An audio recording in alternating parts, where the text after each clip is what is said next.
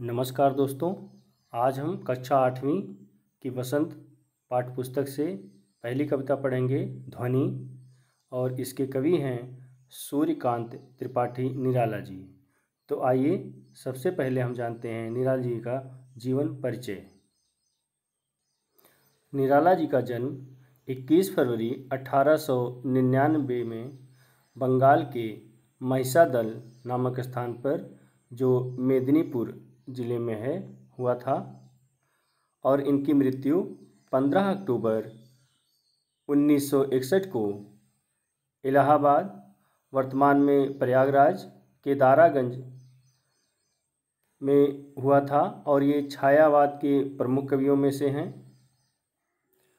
और ये उपन्यासकार हैं, कहानीकार हैं और कवि हैं। अनेक कविताओं की रचना की है और विभिन्न अनेक ग्रंथों की इन्होंने अनुवाद भी किया हुआ है। तो हम कह सकते हैं कि बहुत ही प्रतिभावान और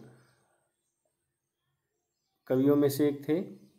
तो इनकी जो कुछ प्रमुख रचनाएं हैं: अनामिका, परिमल, गीतिका, सरोज स्मृति, अपरा, बेला काव्य संग्रह हैं, अप्सरा, अलका, कुल्ली भाट, बिल्लेसुर बकरिया, काले कारनामे इनके उपन्यास हैं।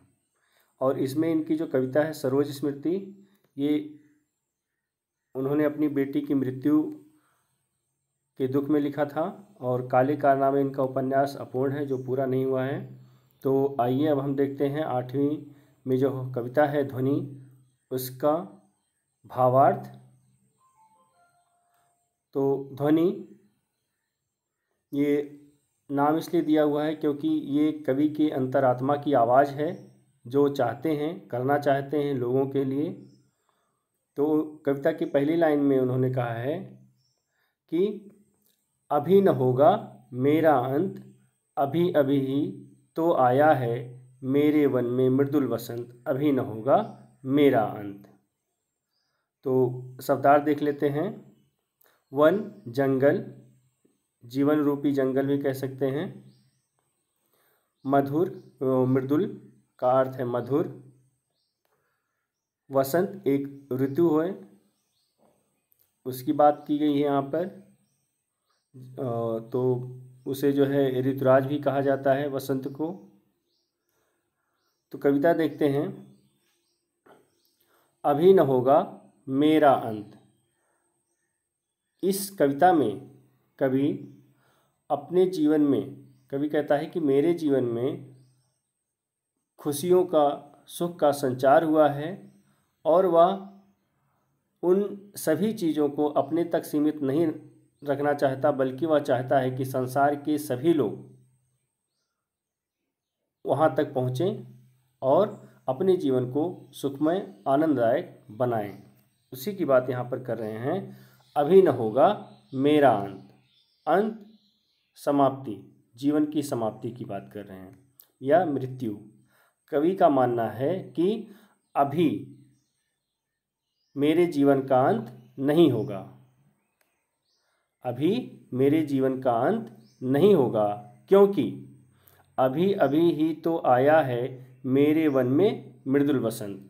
कहते हैं क्योंकि अभी अभी तो मेरे जीवन में, मेरे वन रूपी जीवन में, वन रूपी दुख भरे जीवन में मधुर वसंत का आगमन हुआ है।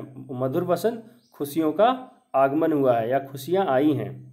कवि कहता है कि अभी अभी तो मेरे वन रूपी दुख भरे जीवन में मधुर वसंत अर्थात खुशियों का संचार हुआ है, इसीलिए अभी न होगा मेरा अंत, इसीलिए मेरा अंत अभी नहीं होगा।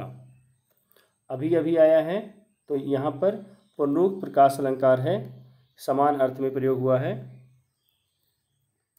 और एक ही शब्द का 2 बार प्रयोग हुआ है समान अर्थ के लिए, पुनरुक्त प्रकाश अलंकार। अगला पद देखते हैं।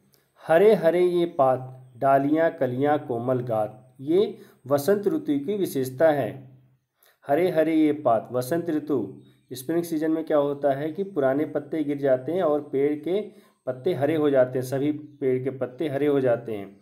तो कवि कहता है कि जिस प्रकार वसंत ऋतु के आते ही प्रकृति में चारों तरफ हरियाली छा जाती है, डालियां कलियां कोमल गात और नाजुक शरीर लिए हुए कोमल शरीर लिए हुए कोमल गात, गात का अर्थ है शरीर। भावार्थ देख लेते हैं, शब्दार्थ देखते हैं। गात शरीर, मैं ही अपना स्वप्न मृदुल कर फेरूंगा निद्रित कलियों पर, जगा एक प्रत्युष मनोहर। स्वप्न सपना, यहाँ देखेंगे, कर हाथ, निद्रित सोई हुई या निराश लोग, प्रत्युष प्रातःकाल या सवेरा, मनोहर सुंदर या मन को अच्छी लगने वाली। तो कवि कहता है हरे हरे ये पात, जिस प्रकार प्रकृति में वसंत आते ही, जिस प्रकार वसंत आते ही प्रकृति में चारों तरफ हरियाली छा जाती है, नाजुक शरीर कोमलगात, नाजुक शरीर लिए हुए डालियां कलियां अपने सुंदर रूप में दिखाई पड़ती हैं। अर्थात कहना चाहता है कि प्रकृति में चारों तरफ सुंदरता, कोमलता, मधुरता भर जाती है। वैसे ही मैं भी अपने जीवन के कार्यों का यश चारों ओर फैलाना चाहता हूँ। जिस प्रकार प्रकृति में चारों तरफ हरियाली, फूल, पत्ते ये सब दिखाई देने लगते हैं, कवि कहता है ठीक उसी प्रकार मैं भी अपने कार्यों का यश चारों तरफ फैलाना चाहता हूँ। मैं ही अपना स्वप्न मृदुल कर फेरूंगा निद्रित कलियों पर। और कवि कहता है कि वह अपने सपने भरे कोमल हाथों को अलसाई हुई कलियों पर फेर कर, वह अपने कोमल हाथों से अपने जीवन के सुखद सपनों को अलसाई हुई कलियों पर फेर कर उन्हें या उनके जीवन में नया सवेरा लाने का संदेश देना चाहता है। कवि कहता है फेरूंगा निद्रित कलियों पर, जगा एक प्रत्युष मनोहर। कवि कहता है कि मैं अपने सपनों को अपने ही हाथों से अलसाई कलियों पर फेर कर उनके लिए, अलसाई निद्रित सोई हुई, अलसाई हुई कलियों पर फेर कर उनके लिए नया सवेरा लाने का संदेश देना चाहता हूँ, या उनको नया सवेरा लाने का संदेश देना चाहता हूँ। अर्थात कहना चाहता है कि मैं अपने जीवन की खुशियों को उन निराश, हताश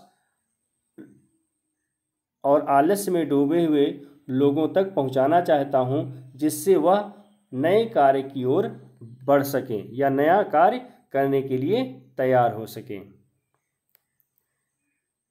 अगली पंक्ति देखते हैं।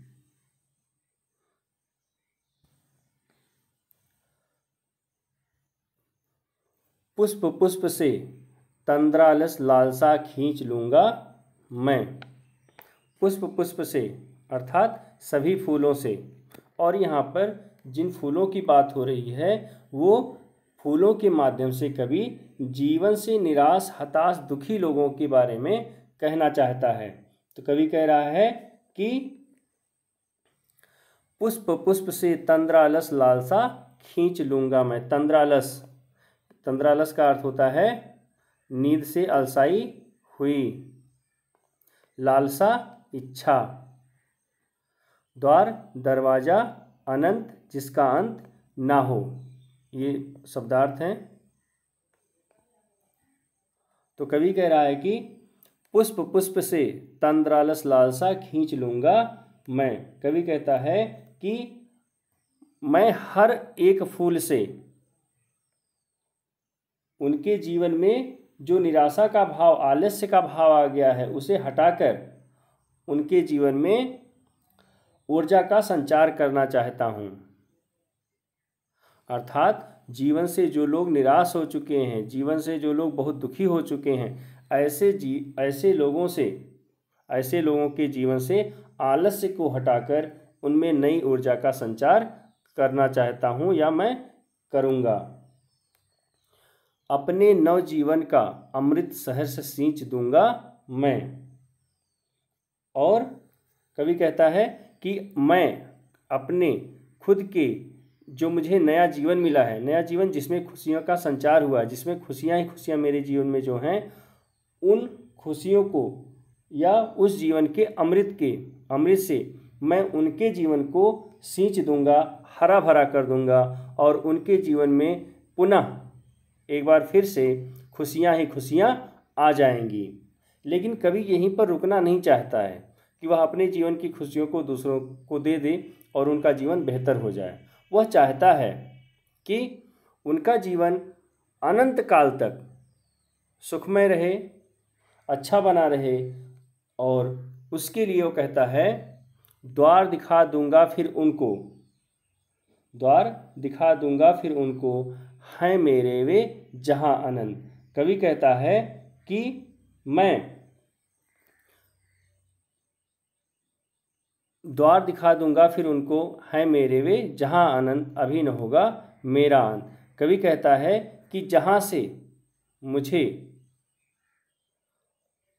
वह अनंत खुशियां मिली हुई हैं, जहां से मुझे अनंत खुशियां मिली हुई हैं, द्वार दिखा दूंगा फिर उनको, और मैं फिर उनको अनंत खुशियों तक पहुंचने का वह रास्ता दिखा दूंगा।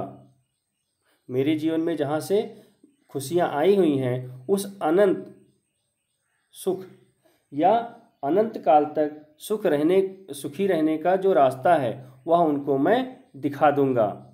अभी न होगा मेरा अंत, इसीलिए मेरा अंत अभी नहीं होगा, क्योंकि मुझे लोगों की भलाई के लिए बहुत सारे काम करने हैं, जिससे निराश, हताश, दुखी लोगों का जीवन अच्छा हो सके। इसलिए अभी मेरा अंत नहीं होगा, क्योंकि मुझे उनको उस अनंत सुख को पाने का रास्ता भी बताना है।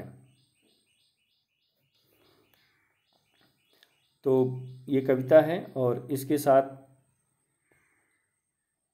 कुछ होमवर्क है। कविता को नोट्स में लिखें। हिंदी महीनों व ऋतुओं के नाम लिखिए। वसंत ऋतु में पड़ने वाले किसी एक त्यौहार पर निबंध लिखिए। तो अब हम थोड़ी चर्चा जो है कर लेते हैं प्रश्नोत्तर पर। पहला जो प्रश्न है वह है, कवि को ऐसा विश्वास क्यों है कि उसका अंत नहीं होगा। तो इसका जो उत्तर हो सकता है वह है कि कवि को ऐसा विश्वास इसलिए है, ऐसा विश्वास है कि उसका अंत अभी नहीं होगा, क्योंकि उसको लगता है कि उसके वन रूपी जीवन में अभी अभी खुशियों का संचार हुआ, वसंत रूपी खुशी का संचार हुआ है, और वह अपने जीवन के कार्यों को वसंत की भांति चारों ओर फैलाना चाहता है, लोगों के जीवन को सुखमय बनाना चाहता है, इसीलिए उसका अंत अभी नहीं होगा। फूलों को, दूसरा प्रश्न है, फूलों को अनंत तक विकसित करने के लिए कवि कौन कौन सा प्रयास करता है। उत्तर है, फूलों को अनंत काल तक विकसित करने के लिए कवि उन्हें प्रभात के आने का एहसास कराना चाहता है, नया सवेरा आने का प्रयास कराना चाहता है। उसका मान है कि नई सुबह के साथ हमें नई ऊर्जा के साथ काम करना चाहिए, और वह अपने हाथों से अपने कोमल सुखद सपनों को दूसरों तक पहुंचाकर उनके जीवन से आलस्य, निराशा को दूर करना चाहता है, जिससे वे चिरकाल तक फूलों की तरह से सुगंधित, पुष्पित हो सकें, महक सकें। उसकी इच्छा यह है कि वे जो फूल हैं, फूल का अर्थ है जो जीवन से निराश और हताश लोग हैं, वह अपने कार्यों का यश चारों तरफ बिखेरते रहें, फैलाते रहें। तीसरा प्रश्न है, कवि पुष्पों की तंद्रा और आलस्य दूर करने के लिए क्या करना चाहता है। कवि पुष्पों की तंद्रा और आलस्य को दूर करने के लिए अपने सुखद सपनों को नींद या आलस्य में डूबे हुए पुष्पों तक पहुंचाना चाहता है, जिससे वे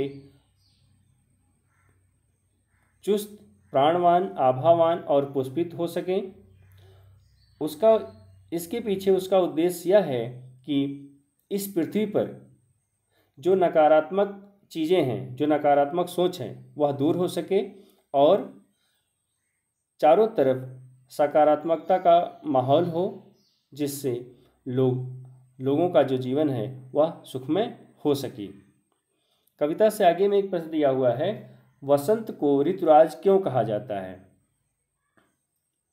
तो ऋतुओं में जो गर्मी है, बरसात है, शरद है, पतझड़ है, इस तरह के जो मौसम होते हैं, उन सब में जो वसंत ऋतु है वह बहुत ही ज़्यादा सुंदर और सुखदायक होती है।